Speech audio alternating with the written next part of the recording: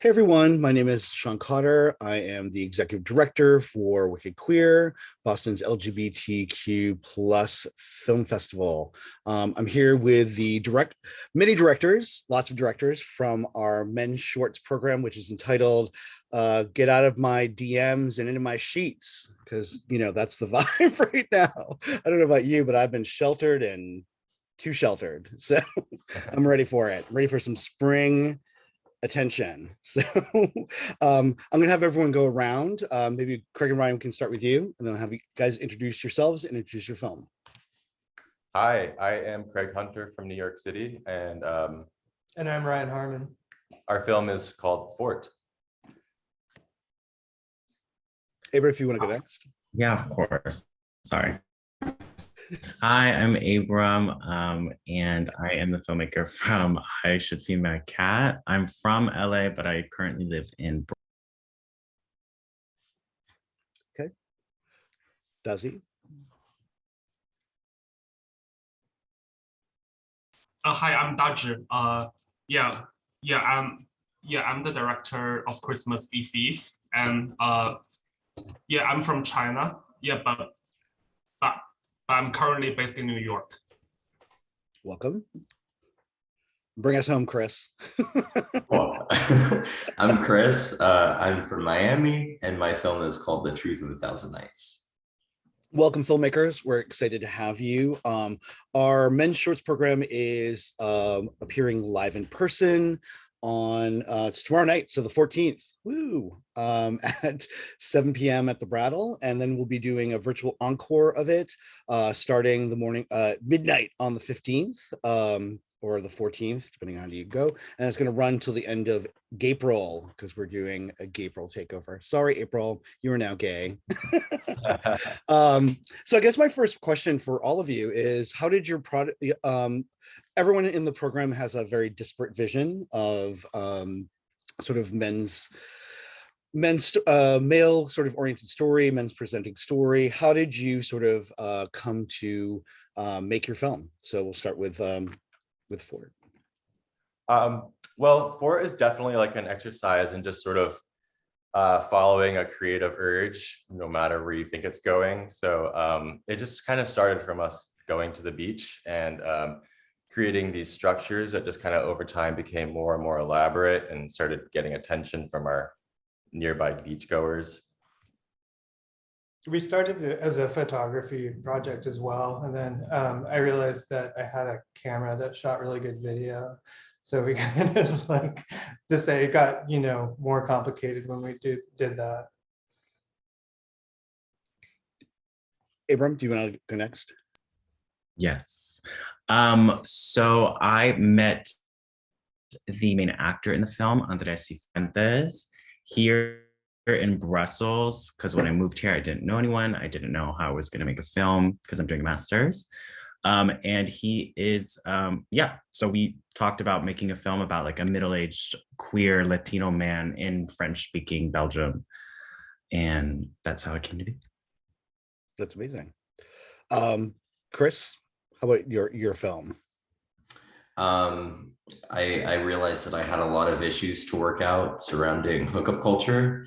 So I figured the only way to do that is not through therapy, but through films. Well, I mean, isn't really art making the ultimate therapy? Sure. Daji?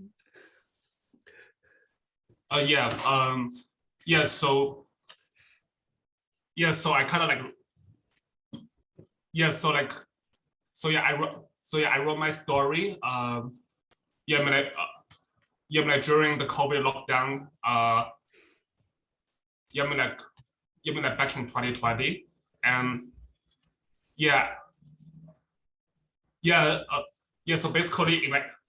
so basically in October, I visited New York from Los Angeles, so basically even like taking the subway like really really touched me because I was like because I was locked at home for such a long time. So like that's how I wrote this story. What's really kind of compelling about your film too is that it is sort of like a love letter to New York, and it's surprising that, like, seeing it as someone who wasn't, like, sort of, you just kind of moved there too. Um, like, you kind of capture the sort of like quintessential sort of things that we think about with New York, which is like the subway and taxis and things like that, like, or actually ride share, as it were. But also, like, you kind of make this sort of like timely sort of like of the moment kind of thing with COVID, because they're in the back of the ride share, you know reconnecting, we'll say. But they have like these like clear masks on, which was kind of charming. But I feel like that's something that we've kind of grown accustomed to in the last 2 years, is the sort of the masking. But you kind of made it so you can still see the actors faces. What was sort of the conscious sort of decision sort of behind that? Did you want to, like, make sure that you got maximum expression, or Yes, and I think the first reason was to get like maximum expression, and I think like the second reason was to, was kind of to make it more like theatrical. Like make it more basically just to make audiences like more conscious. About like like this is this is not the reality, even though it's kind of like, even though it's a kind of a hyper realistic. Well, that makes sense. So, Chris, your sort of wanderings through this date. Tell me how sort of you kind of formulated your sort of narrative with that, because what I really kind of loved about it is it's sort of like, it was very almost, naked, I guess, besides the for lack of a better word, because it was so like, you could just tell that it was like very authentic and honest, and there was this sort of like vulnerability behind it, which I, as a kind of like a non-traditional sort of like masculine presenting kind of guy, I appreciate like when emotions and vulnerability are sort of like kind of like unpacked a little bit. So tell me a little bit about your sort of thoughts on how you sort of like made that part of the narrative and kind of like really kind of portrayed that. Yeah, I think when we're hooking up with someone, we're getting naked, we're kind of getting extremely vulnerable physically.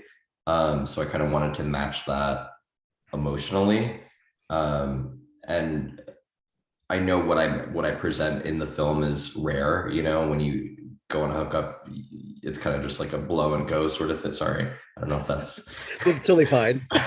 We're wicked queer here. We can be a little wicked, so great. Blow and go is fine. Come and go is also good.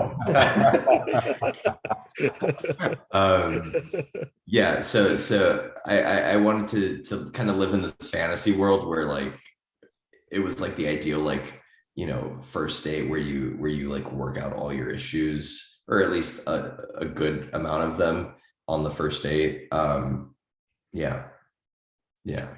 And what really helped was in the middle of writing it, I had started dating my boyfriend. So I kind of started taking these like first few months of the relationship and throwing them in there and being like, okay, this is something that we're dealing with. Well, that's something I guess other people deal with. Let's hope so. Is the other actor in your film, is that your current boyfriend? No. But you guys had a very nice chemistry together, which was kind of also that was really kind of compelling about your film as well. Thank you. Yeah, I think it helped that the other actor and I know each other from like high school, like 10 years ago. So there is some sort of relationship there already, a friendship, but like still enough to work with something on screen. Yeah, it was really great. And Abram, with I Want to Feed Your Cat, talk about the landmines of hookup culture. Tell me a little bit about like sort of your sort of experiences that would sort of lead to what's portrayed in the narrative. You're going in. Hey, it was honestly, it was based off of experiences of myself and the lead actor. But I really wanted to make something centering like a gay man in his like mid to late 30s, because I felt like we don't really see those stories, and I wanted something really realistic and kind of bitter. Just because I'm like, I know a lot of girls, you know, a lot of queer men who are like bitter and alone, and I just wanted to tell a story like that. Not generalizing, but you know, I was just like, I want to see this representation. Um, and yeah, the actor really connected with it. And I also wanted to comment on kind of like a lot of the subtleties of being like not white in Europe, and a lot of yeah, the awkwardnesses and just like the different mentality that people have here, especially in the French speaking world. But yeah, that's it basically. Yeah, I mean, there is a like a sort of like a slight undercurrent of like colonial, sort of the colonial gaze in it, and how that sort of manifests itself in hookups with the sort of fetishization. And one of the other things I really liked too that you sort of handled is a sort of chemsex, which you kind of touched on, but you didn't like sort of fetishize it, which I often see, which makes me a little like, I'm like, as someone who's in recovery, I was like, I don't know, I don't know about that, but I feel like you handled it very deftly in sort of your portrayal. Tell me a little bit about sort of why you kind of made those sort of choices. That means a lot. Thank you. Well, my brother's gay as well, and he's in recovery from chemsex of like 10 years. Mhm. And I have a lot of friends. And so I wanted to include it, but in, like you said, in a way that didn't fetishize it. I also didn't want to stigmatize it or be like, you know, like just completely demonize that character. Right. And I really appreciated the actor who wasn't an actor, who was just like a friend of the main actor who plays the person that's, you know, using or whatever language we can use that isn't like nasty. But that actor made it very clear. He was like, I don't want to stigmatize or, you know, just make a really bland like portrayal of this character. So that was super cool. So shout out to Emmanuel, who was like awesome in playing that a character. Yeah, I mean, he did a really great job of sort of navigating that, because it's often hard because there is such a, I mean, there's stigma around drug use anyways, but there's also a stigma around the sort of fetishization of sort of chemsex, that it's, you know, which I think is slightly dangerous, but I'm at the same time, I'm like, I had to go through my own journey. I don't just besmirch anybody for sort of going through their journey. I know that a lot of my problems that were sort of lived out in those sort of days, I definitely needed, I needed either to make some films or go to therapy. And Right. I did a little of both. Hello, Bo. Yeah. So Ryan and Craig, I have to say that your film, it's sort of like a document, and I love putting sort of like a, you know, I mean, it's kind of a casual documentary in many ways, because it is so beautiful and it's a photography. I was looking for, when I was curating this program, something that was very like loving and very like beautiful. And I mean, who doesn't want to go after being trapped inside for like 2 years? Like, who doesn't want to go to the beach? So tell me a little bit about sort of how you compose your shots. Did you really think about it as you're creating it? Because there was multiple forts in different places.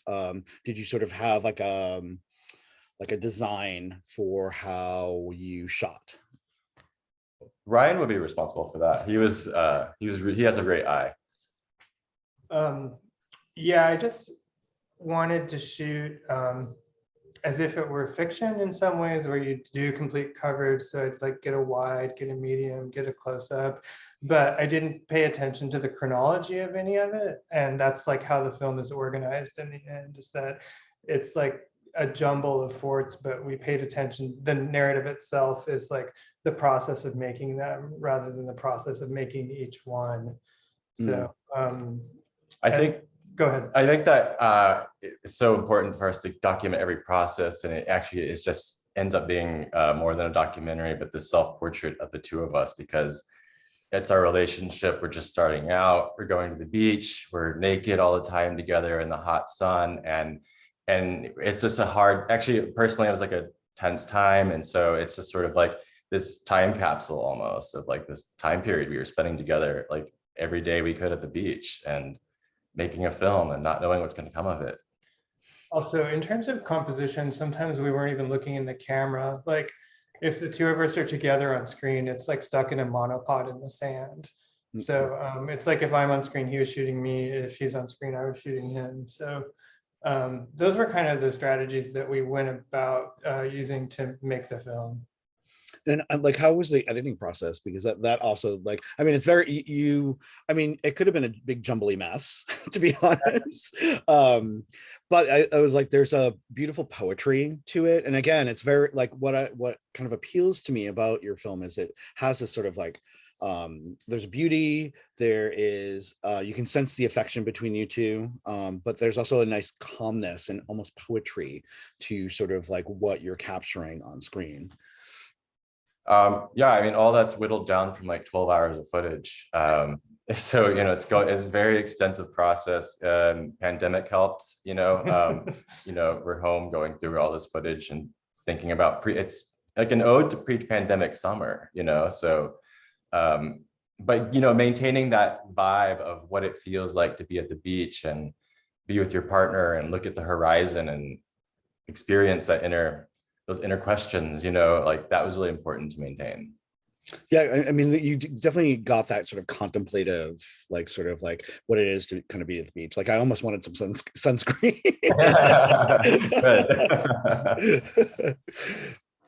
The sound ended up being really important for all of that as well. It was just like important to incorporate the sound of the waves and the like crunch of the sand and stuff. And it's like nearly a dialogue-free film. So it that ended up being kind of the dialogue in this way. Yeah, and that's what you got, sort of that sense too, that that you were sort of using the, you know, the Gaia or the beach or whatever you want to call it, as a sort of like the narrator of that. And that's very much like, I feel like often when I go to the beach, it's not a lot of like, even with friends, it's very contemplative anyways. And I feel like you captured that really well. And what was it like to kind of see yourself on camera and use yourself as a subject? I know, and I'm going to ask this to you, Chris, as well. I love it. I like being on camera. So it's just interesting to see yourself, and it almost feels like a different person, you know, and it kind of blows my mind every time. Yeah, it got to the point where after editing all of it, you just don't even really notice that it's you. Right. You know, it's like, true. yeah. Like, Yeah, it's just another like actor. Or Yeah. Cool. Chris, what about you? I'm a Leo sun, Pisces moon. So I think main like character. very much love to see myself kind of let loose emotionally on camera. Hated editing myself. That was the worst. especially because I mean the other people here haven't seen it, I assume, but like there's a sex scene in the beginning of myself and I have to like watch myself just like top, and I'm not that. So you were acting. So just to see my like sluggish face like try to be like, yeah, it was just like not it. I hated it. But I do love getting to tell my own story. So I could definitely see myself doing that again, as hard as it is to do. As hard as do. Well, I mean, that kind of brings up the kind of like one of my next points too, is like representation. Here at Wicked Queer, often, I mean, you know, it seems like there's very cyclical type topics that come around in queer cinema. Representation is really like a hot topic right now, and it's actually a needed topic right now. So, I mean, how did you go about sort of like making sure that your representation on screen was sort of an authentic one? And this is going to be for everybody. So Chris, you can start since. I mean, first off, physically, I have a very unique face. I don't have like a standard, like skinny, like fit body. So that was, I think, important when putting myself in there. That was like, okay, I'm a normal person, not an actor, I guess, which was nice. And then I think kind of on a more emotional level, I don't think we often see films that portray gay men as having like a well-rounded kind of thought process. I think we're usually cast as like the friend or like the sidekick or something. We don't, yeah, or the twink. Right. We don't get the emotional arc, and I wanted to give us that. Daji, how about you as far as representation? Yeah, I think regarding my representation, I think my representation, I think it's closer to like a more traditional one. But I think like the reason why is that I usually would like to write a story that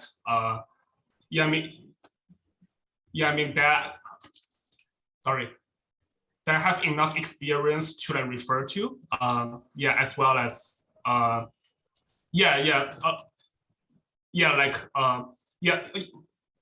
and also like have I feel like it's to have enough experience to to tell the story authentically. I think, but at the same time, like I think among the crew, like there are more diverse representation. Like than what it has shown in the screen. Basically. Well, I think that's important is to give people access to filmmaking, to tell stories, and the story may be presented with sort of traditional, because obviously the majority of gay narratives that we've seen are white and cis, and that's how it's been. But I feel like if more people who are not white and cis are in the room, making in the making, I think we were going to get, even though if the actors are white and cis, that we're going to get nuances and portrayals that we're not going to necessarily see, because everyone's eyes and everyone's gaze is different.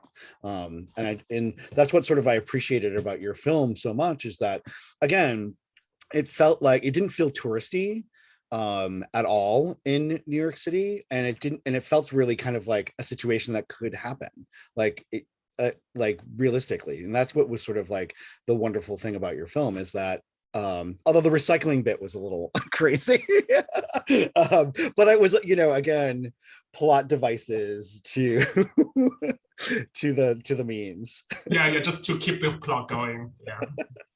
If you haven't seen Xmas Eve, there's a huge recycling fight at a train station. So Abram, how about you? It was very important representation. The crew, I like what that was mentioned. My crew was predominantly queer, which is important because we had a sex scene, and like here, crews are predominantly like straight white dudes. But even like I gave the actors a lot of agency as well. So all the actors could change dialogue. It ended up being challenging, but it was very important for them to feel like this film they had nuance to their roles, and like they were authentic representations rather than like just my idea of like, what each character is, because that's something I get frustrated when I see, queer representation or Latino representation being so like pigeonholed as one thing. So they all had agency and say, so that we could try and represent these experiences as like authentically as possible. That's great. Ryan? Representing, our film is about us. So, I'm a half Mexican and he's completely white. So that's just how it was. But everyone who helped us with this film, we naturally just have a diverse group of friends and colleagues. Everyone who gave us a hand in like notes was either a woman or person of color, and queer. That's just kind of how we roll. It's really important to us. So those are yours is probably, Chris as well, because you're both acting in that, the sort of authenticity of it is like up because of that. So I guess my next question for all of you, and this will be my final question, let you all off the hook. is what's next? What's next one with your film now, and what projects you're working on next? Because that's what I'm always interested in, because we do have a lot of filmmakers coming through Wicked Queer on the yearly basis, and I'm always really excited to see career arcs, next films, all that kind of stuff. So, I'll encourage you for whatever next project you're working on, send it my way so we can see it. We'll go. Yeah. We have a lot lined up. I mean, this weekend we have a huge shoot set up in Manhattan. It's probably the biggest crew we've worked with. So yeah, I mean, there's always something in the works. We're just like naturally creative people, and Ryan's always writing. That's great. Daji, why don't you go next? Yeah. Okay. Yeah. So basically, like after shooting this, after shooting Xmas Eve, kind of like shot a music video.